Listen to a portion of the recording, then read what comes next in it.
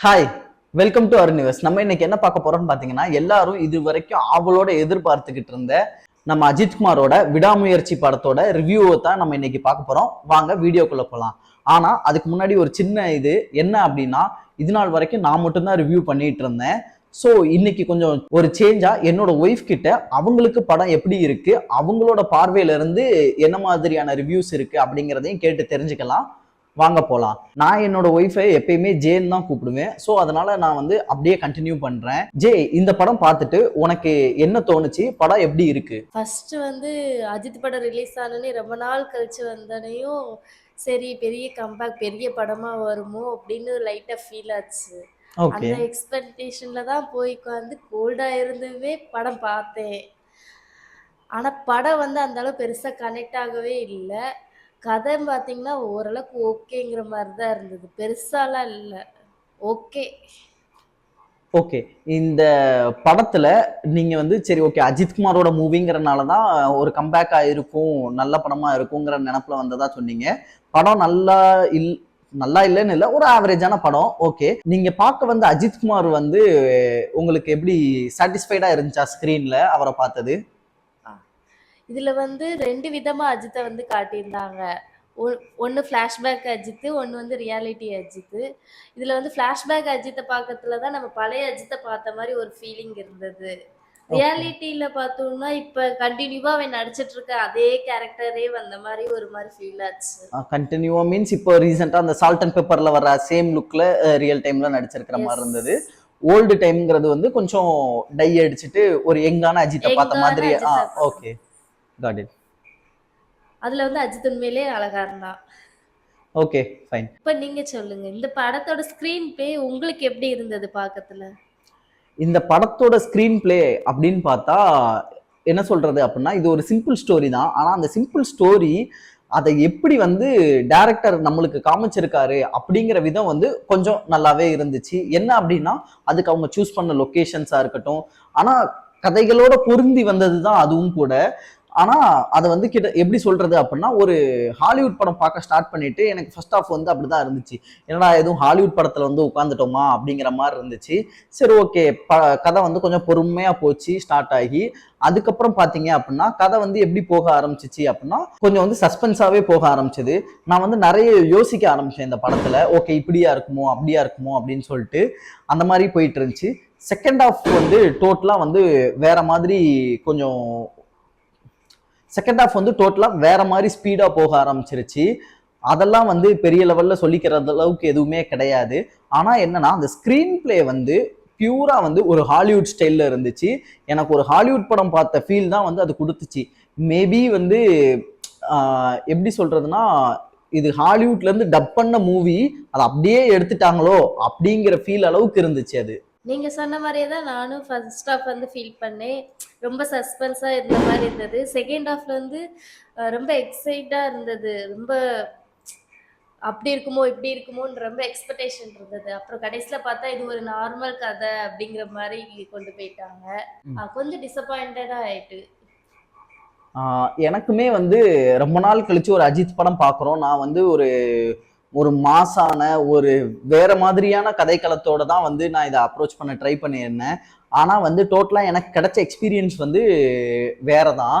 நானுமே வந்து இதுல நிறைய டிசப்பாயிண்ட் ஆயிட்டேன் அப்படின்னே சொல்லலாம். இந்த படத்துல த்ரிஷாவும் இருக்காங்க. ரொம்ப நாள் கழிச்சு த்ரிஷாவும், அஜித்தும் பேர் பண்ணியிருக்காங்க.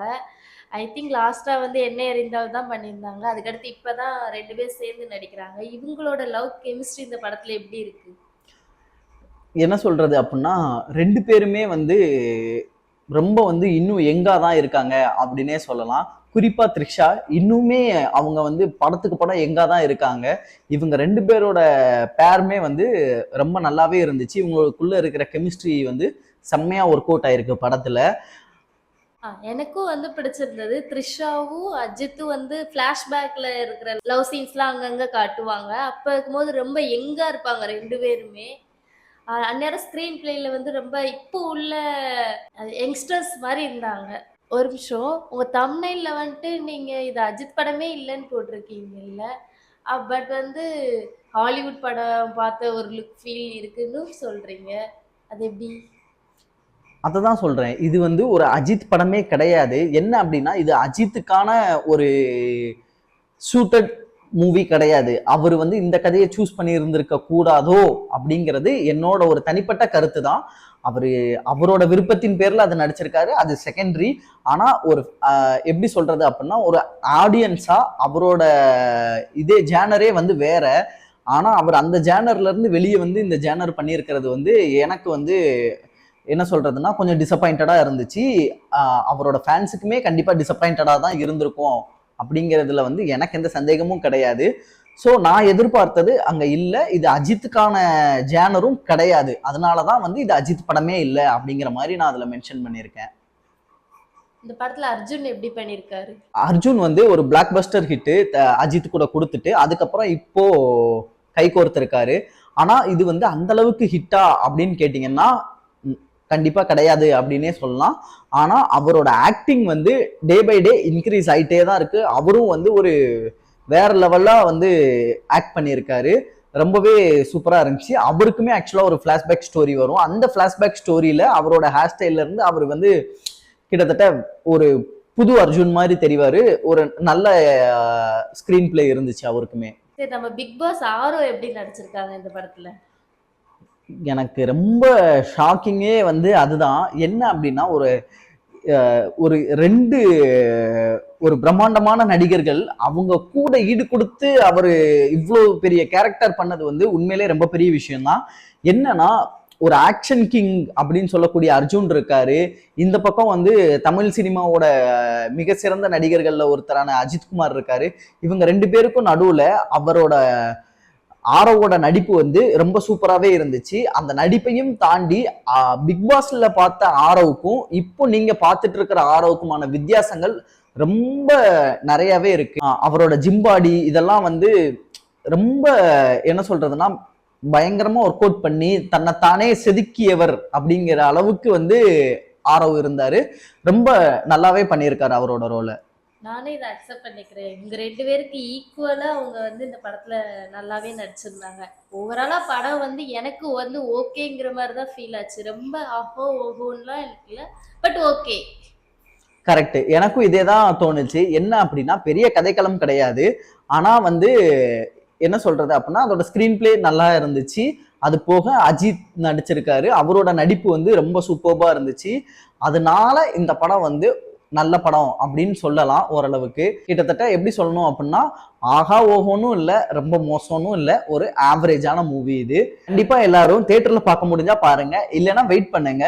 நெட்ஃபிளிக்ஸ்ல தான் வந்து ஓடிடி ரிலீஸ் இருக்கு இந்த படம். ஸோ நெட்ஃபிளிக்ஸ்ல வந்ததுக்கு அப்புறம் பாருங்க.